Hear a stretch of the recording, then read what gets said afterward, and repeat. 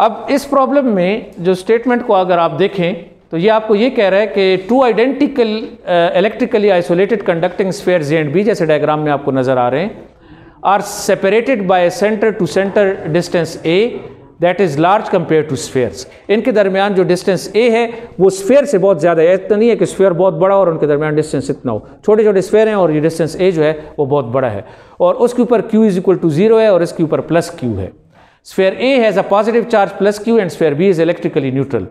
Initially there is no electrostatic force between the spheres. The large separation means there is no induced charges. यानी ये इतने दूर हैं कि बगैर कनेक्शन के एक दूसरे को इफेक्ट नहीं कर सकते। तो कहते हैं suppose the spheres are connected for a moment by conducting wire. ये वो एक सैम्पल प्रॉब्लम जो हमने किया था ना उसकी तरह कि जब हमने उनको आपस में अटैच कर दिया था, लेकिन इनके दरमियान आपने एक कंडक्टिंग वायर, अब चार्ज फ्लो कर सकता है, it means charge can flow. The wire is thin enough so that any net charge on it is negligible. और वायर के ऊपर अपना कोई चार्ज नहीं है। What is the electrostatic force between the spheres after wire is removed? यानी इस तरह है कि दो आइसोलेटेड स्फीयर्स पड़े हैं, उनके ऊपर चार्ज है, एक तो न्यूट्रल है, एक पे कोई चार्ज नहीं है। उनको हमने थोड़े से टाइम के लिए वायर से कनेक्ट किया है ताकि चार्ज मूव कर सके, जिसने इधर जाना है इधर चला जाए, जिसने उधर जाना है उधर चला जाए, और फिर उसको रिमूव कर दिए और अब उनके दरमियान फोर्स कैलकुलेट करें। तो अगर आपको सैम्पल प्रॉब्लम याद हो तो मैंने आपको कहा था कि वो इक्वली डिस्ट्रीब्यूट होगा। जी जी बिल्कुल। तो अभी आप इसमें देखें तो हमारे पास चार्ज q बाई टू, इसकी रीज़न समझ आइए, क्योंकि एक तो 0 है ना और एक पे q है, तो क्या हो जाएगा कि उस पर तो चार्ज नहीं है, तो जैसे वायर कनेक्ट होगी आधा चार्ज उधर चला जाएगा, तो वो ये भी q/2 हो गया, वो भी q/2 हो गया, और अब उसके दरमियान अब सिर्फ कूलम्स लॉ अप्लाई करना है। तो F = 1/4πε0।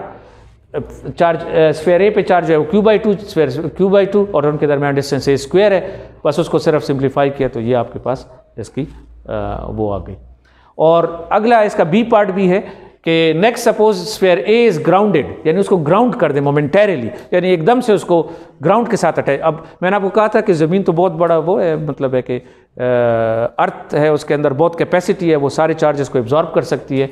The ground connection is removed, what now is electrostatic force between the two spheres. अब ये हो जाएगा कि वो तो बिल्कुल न्यूट्रल ही हो जाएंगे ना, क्योंकि बल्कि जो हमारे पास स्फीयर ए था वो तो 0 था ना, उसके ऊपर तो कोई चार्ज नहीं था, तो वो तो ज़मीन से चार्ज ले लेगा, ठीक है ना, उसके ऊपर वो q चार्ज आ जाएगा और फिर वो आपस में फोर्स एक दूसरे के ऊपर अप्लाई करेंगे।